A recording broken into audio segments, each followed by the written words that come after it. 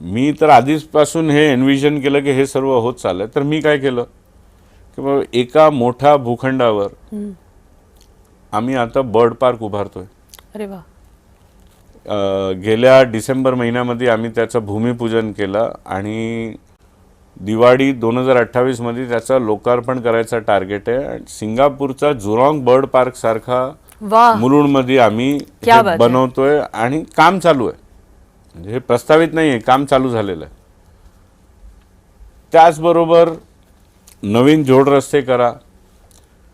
Mulund पूर्वमध्ये petrol pump आजपर्यंत नाही आहे आणि मी विषय तो हाती घेतला की पेट्रोल पंप करावंच लागणार. मी माझ्या लोकसभेची निवडणुकीमध्ये माझं वचननामामध्ये सांगितलं होतं की मुलुंडमध्ये पेट्रोल पंप मी करून दाखवणार.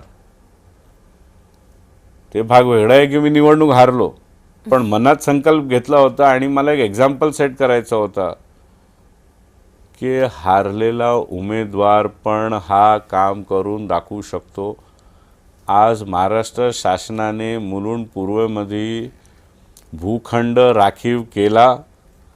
त्यावरती रिझर्वेशन होतं, ते बदली होण्याची प्रक्रिया आता संपत आली आणि याच महिन्यामध्ये अपेक्षा आहे ती बातमी आम्ही लोकांसमोर आणणार की सर्व परवानग्या आल्या आणि मग त्याचा टेंडर पेट्रोल पंप बांधायचा बाहेर पडणार. तर अशी वेगवेगळी आपल्याला इमारत बरोबर लोकांच्या सोयीसुविधांसाठी इन्फ्रा पण बनवावं लागतो. खरं खरं.